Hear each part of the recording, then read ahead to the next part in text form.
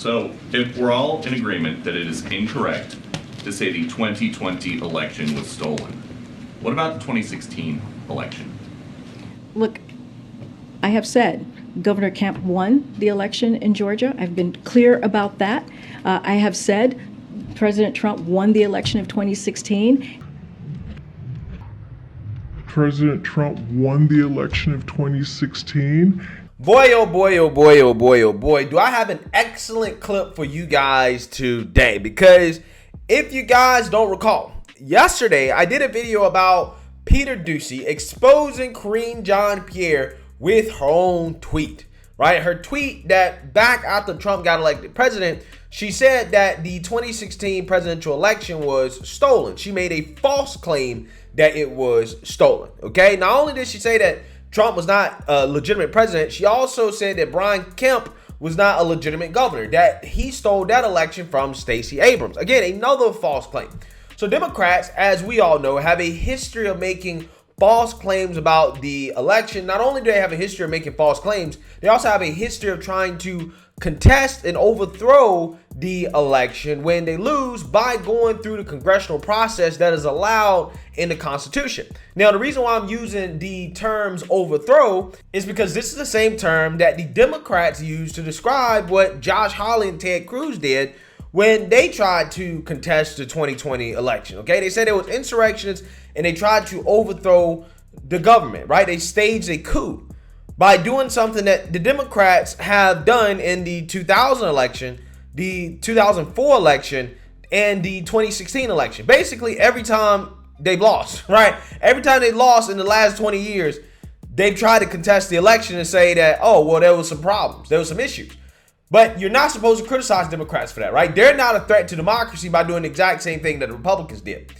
However, when faced with the reality of what they did and them making the exact same claims that they tell us are so dangerous today, some Democrats will actually admit the truth. They will admit they were wrong, okay? Now, Karine Jean-Pierre admitted that she was wrong in the sense that, yes, Trump is a legitimate president. However, she tried to justify her claims by saying that, well, my conspiracy theory is correct, right? My conspiracy theory that Russia was involved in the 2016 election and helped change the outcome of the election. That conspiracy theory is correct. Therefore, I'm justified in making claims that I tell everybody else is so dangerous to make. It's too dangerous to make, even though her claims have been proven to be false, right? That Trump, in fact, did not collude with Russia to affect the outcome of the 2016 election. The 2016 election was not stolen, right? She can't admit that. However, there are some people in the mainstream liberal media, and you'll be surprised to hear this, that are admitting that, okay? And it is no other than Sunny Hostin on The View, who is responding to Peter Doocy, calling out Karine Jean-Pierre with her own tweet about her claims in regards to the 2016 election. And Sunny Hostin actually admits the whole truth. Not only does she say that Trump was a legitimate president, she also says that the Russian collusion thing was a hoax, right? She says that, look, Trump did not collude with Russia. And this, my friends, is why is it so important to have good, fair, and balanced journalists in the media. This right here is exactly why. Roll the clip. I don't like whataboutism. I never have. You did this, so I'm going to do this. Or remember when you did that. But I will say that when Trump became president, I think people were so very shocked, even considering the Electoral College and that sort of thing. The assumption was, at least mine, I'll speak for myself, that Russia must have been involved because we knew from the Mueller report that Russia had some involvement. Russia thought that it could benefit from a Trump presidency, which it did, by the way. But I remember calling him an illegitimate president, and that was wrong. I should not have said that because he was not an illegitimate president. But that was how you felt. You had every right to say it. However, he remains a twice impeached, disgraced, one-term president. All of that is true. Okay. That's true. So there was good reason to investigate Russian interference in the 2016 election, and here's why. It was good reason to investigate Russian intervention. Yes. The 2020 bipartisan report from the Senate Intelligence Committee, which was headed by little Marco Rubio, one of his boys, right? This is what they found. The committee found that the Russian government engaged in an aggressive, multifaceted effort to influence or attempt to influence the outcome of the 2016 presidential election. Yes. Okay, But so the you were campaign did, wrong. But the campaign did not coordinate with the Russians, and that's where I think I was wrong, and I think You don't know that. other people. But you were don't know wrong. that he wasn't talking There was an to Putin. investigation, and we have to believe that when the FBI and the Department of Justice conducts investigations, we have to believe that that is We're missing another the tenet point of our here. This is democracy. about Yeah, that clip is absolutely amazing for multiple reasons, right? Because, again, when faced with their own cognitive dissonance, right, with their own hypocrisy, Sunny Hostin is the only one on that panel that can sit there with a straight face and admit, you know, we was wrong, guys. We're doing the exact same thing that we accused the Republicans of, okay? We did the exact same thing to Trump. We said that he was illegitimate, that the election was stolen, right? You made false claims. And basically, we can't do that if we're going to try to lecture the other half of this country on the fact that you can't make these claims. And did you notice how everybody else on the panel, instead of admitting the truth, which is what Sunny Hostin is doing there, they default back to the same thing that Karine Pierre defaulted back to? Well, I can say that because our conspiracy theory, we think is true. And instead of just admitting the truth, you got people like Joy Behar who's sitting on national TV still holding on to dear life of the Russian collusion hoax that everybody knows was not true. Saying, well, they had legitimate reason to investigate Trump in Russia during the 2016 election because Russia bought Facebook ads, right? Again, that's what the whole Russian collusion thing is. That's the whole legitimate part about it, right? It's not the part about Trump being a Manchurian candidate, being butt buddies with Putin, loving getting golden showers by prostitutes in Russia. That's not the legitimate part about it. The legitimate part about it is that this idea, well, Russia bought Facebook ads. And the Democrats said, well, that's enough to make the claim that, you know, Trump stole the election because Russia bought Facebook ads that apparently were pro-Trump or whatever, right? And you guys tell me, when has anybody ever been influenced by a Facebook ad, right? Again, that's the crux of the Democrat theory, conspiracy. So they say that, well, because Russia bought Facebook ads, we can make this claim and we're not a threat to democracy because we believe that the conspiracy behind our claim about the election is true. However, the conspiracies behind you guys' claim about the election is not true, right? That's what they say. But see, the irony here is that the crux of what they're saying about Russia buying Facebook ads to help influence the outcome of the 2016 election, you can apply that same logic to the 2020 election in the sense that, well, look at what Big Tech did to the Hunter Biden story, right?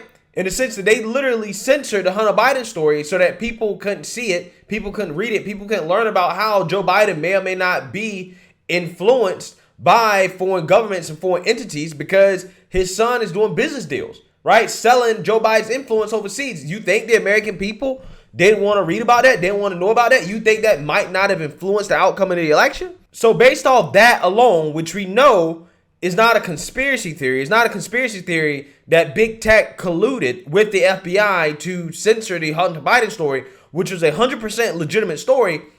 Why can't you make claims about the 2020 election if you can make claims about the 2016 election?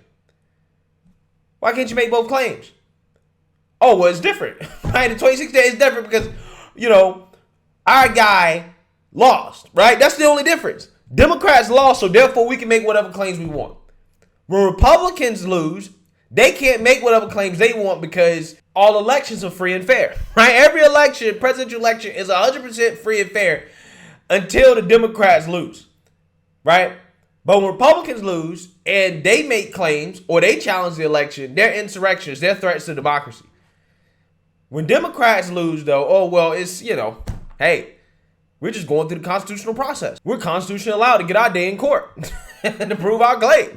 Yeah, it just blows my mind. The hypocrisy here. Again, I'm glad that Sunny Hostin realized the error of her thinking and the logic. And this will happen a lot often, guys, if we actually had real journalists in the media. Guys, can you imagine if we had every press room of a Democrat elected official having half Peter Doocy's? If Peter Doocy was in every single press room of a Democrat, elected official Democrat in this country, Democrats would never win. They would never win because the hypocrisy would be overwhelming. People will realize these people are much worse than the things they're complaining about when it comes to the Republicans. That's why Sunny Hostin at the beginning said, I hate whataboutism, right? You hear people say that all the time, "Oh, I don't like whataboutism." Well, the only people that don't like whataboutism are people that when they get what about it, right, they realize that, oh, what I did was actually much worse than the things I'm complaining about right now.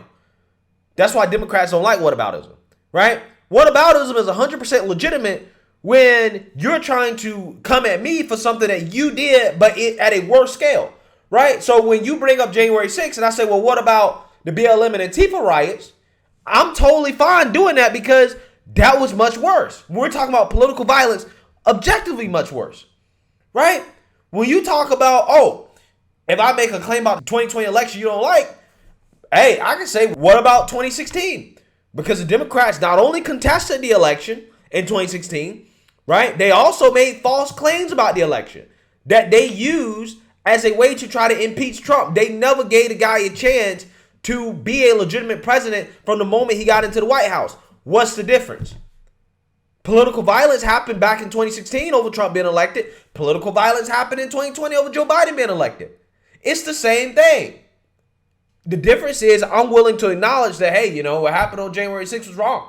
These people won't acknowledge what happened in 2016 was wrong, or the BLM riots were wrong, or the Antifa riots were wrong, or the Roe v. Wade riots are wrong. They won't acknowledge any of that at all.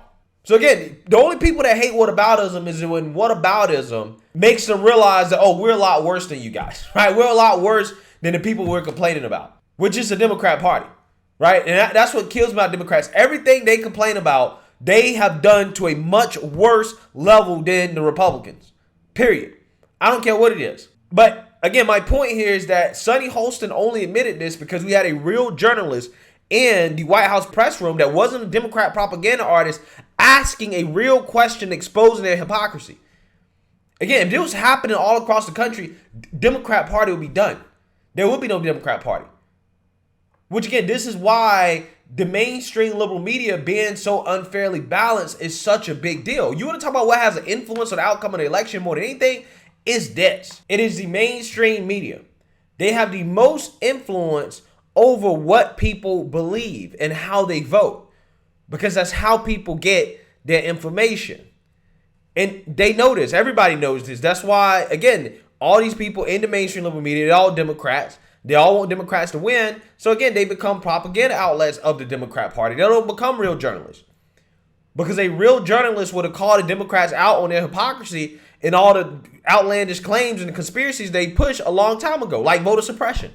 That should have been called out and busted a long time ago. Democrats should be embarrassed to come out here and say anything about voter suppression, right? Or that somebody's voting rights are being taken away, given that there's no evidence to suggest those claims are true at all. And the fact that there are some blue states that have stricter voting laws than the red states. But yet Democrats are confident to go out here and push whatever conspiracies they want, to say whatever they want about the election, because they know they're not going to get questioned about it from the mainstream liberal media. But see, again, what happens when you actually do ask those questions, when you do call them out on their hypocrisy, they have to admit the truth. They have to admit, damn, I was wrong. I mean, they knew that was wrong the whole time, but again, they can't continue to pretend like they're not guilty of the things that they're complaining about. They have to fact check themselves. They have to check their own hypocrisy. They have to check their own cognitive dissonance, which never happens on the Democrat side. Never happens until they get confronted and called out on it.